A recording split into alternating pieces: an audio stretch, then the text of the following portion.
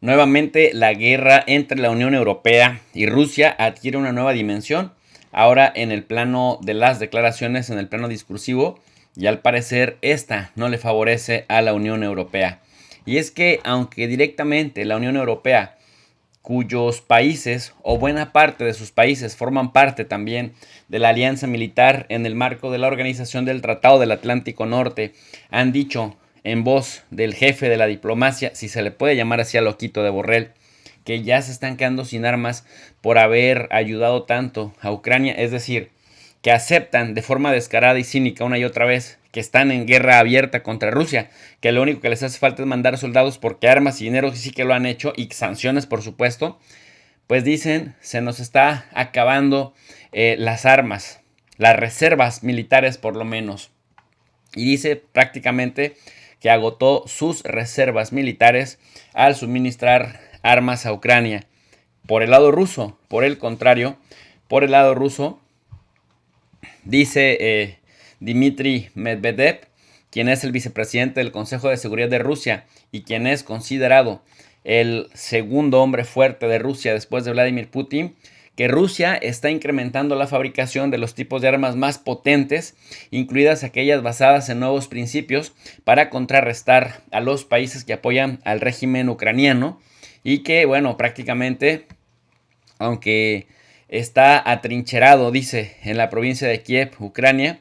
también se encuentra en Europa, en Estados Unidos, en Japón, en Australia, Nueva Zelanda y una serie de lugares que han jurado lealtad a los nazis modernos. Así, con esa expresión, sabemos que Dmitry Medvedev se caracteriza por ser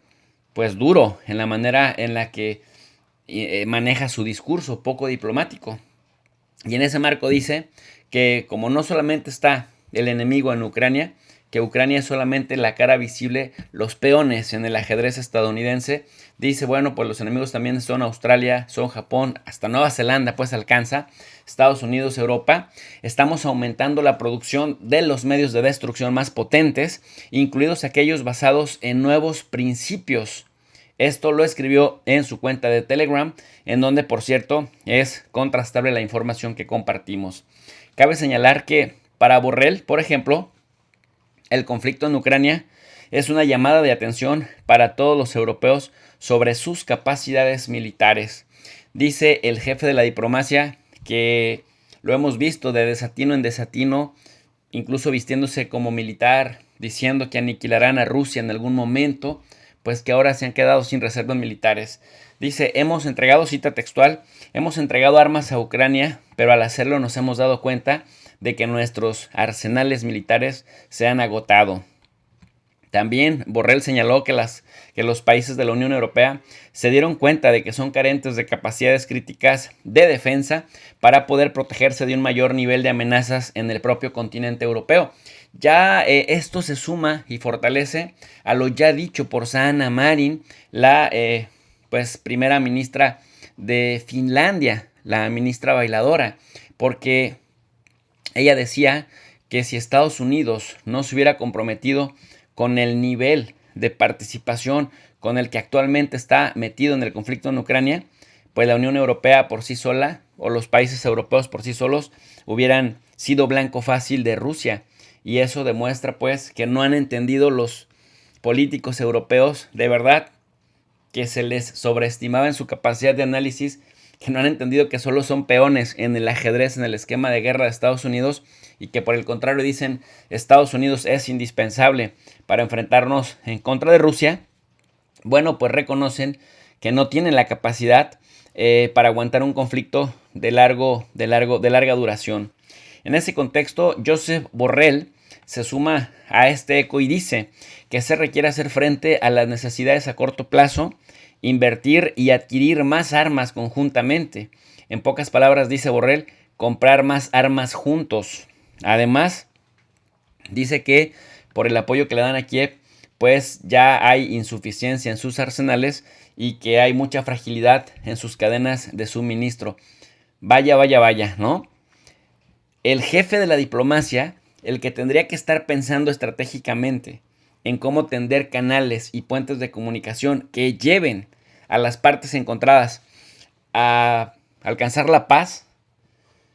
Por el contrario, dice nada, ni madres, vamos a comprar más armas juntos, vamos a fortalecer más la alianza militar y vamos para adelante, mirar para adelante y afrontar las amenazas futuras. O sea, habla como un militar al que no le importan las vidas que se pierdan en el camino, no como un jefe de la diplomacia. Y ahí me parece que es en donde fracasa Europa como región, que vela o que tiene la obligación de velar por su propia gente,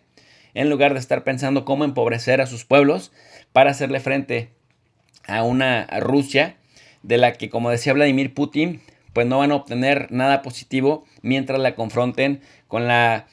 belicosidad con la que lo han estado haciendo. Y agrega Borrell que para evitar la fragmentación y la mejor coherencia, los Estados miembros deben diseñar sus planes nacionales con una perspectiva comunitaria, tomando en consideración el tema de las armas. Cabe señalar que ya el diario The Washington Post había reportado que las autoridades de Estados Unidos y de la Unión Europea afrontaban dificultades vinculadas al agotamiento de sus arsenales a consecuencia de suministros de asistencia militar. Aquí mismo en el canal de Tu Profe de RI les mostramos la portada y les hacíamos el análisis de cómo también Estados Unidos, por más que sea la superpotencia mundial, habían declarado sus altas autoridades, sus altos mandos, que estaban paulatinamente en ese problema. Y dijimos, si Estados Unidos está agotando sus reservas, pues Europa todavía más, porque aunque son 27 países, finalmente Estados Unidos en términos militares es mucho más poderoso que Europa junta. Ahora, si le sumamos que Gran Bretaña se suma más hacia Estados Unidos que hacia Europa, bueno, pues todavía Europa continental, sin el mundo anglosajón, por lo tanto, se reduce todavía más. En contraste con los llantos y lamentos europeos, Dmitry Medvedev dice, y esto le responde al secretario del Consejo de Seguridad y Defensa Nacional de Ucrania, Alexei Danilov, quien ha estado también muy activo en sus redes sociales, que Ucrania tiene el derecho de atacar al enemigo ubicado en Moscú. Y pues este señor dice que va a responder con toda la fuerza hasta que aprendan a respetar a Rusia. Es decir, esta guerra de declaraciones que le pone más fuego, pues literal, a un conflicto ya demasiado caliente y que bueno, en el contexto del invierno se espera que sigamos viendo cosas pues que se eleven todavía más de tono.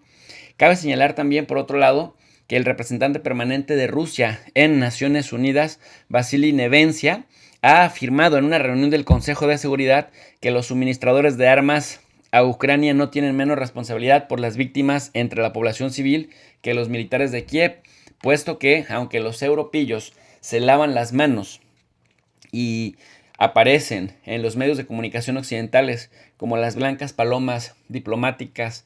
con instituciones fuertes que hablan además con discursos bonitos, pues al final contribuyen a que la guerra siga su curso, que la guerra aumente su nivel y por lo tanto son igualmente responsables de las muertes civiles, así como los militares. Una cita textual dice, un apoyo militar a tan grande escala no había sido prestado a ningún estado en toda la historia, dijo Nevencia, el representante de Rusia ante Naciones Unidas, que mencionó los cálculos del Centro de la Política Internacional con sede en Estados Unidos, cifra unos 40 mil millones de dólares el conjunto de asistencia bélica para Ucrania por parte de Washington entre febrero y comienzos de octubre del año 2022. Además, más de 50 países han unido sus fuerzas para ayudar a Ucrania en los suministros militares, de tal suerte que cuando intentan hacer pasar a Rusia por un ejército debilucho, por un ejército que no es lo efectivo que presumían, habría que considerar metodológicamente que no es un ejército que se enfrenta únicamente en contra de otro ejército, sino contra el presupuesto y el arsenal, o por lo menos la reserva de los arsenales militares de más de 50 países, incluida la otra superpotencia militar como es Estados Unidos. Pues hasta aquí nuestro análisis express. Para un comentario más extenso les invitamos a consultar todos los videos del canal de Tu Profe de RI, porque queremos elevar el nivel de análisis en las redes sociales. Les damos su like, que compartan la transmisión y que se suscriban a nuestros canales tanto en Facebook como en YouTube, porque queremos seguirnos acompañando y crecer como comunidad interesada en los asuntos de la geopolítica y la política internacional. Por su atención, gracias. Seguimos comunicándonos.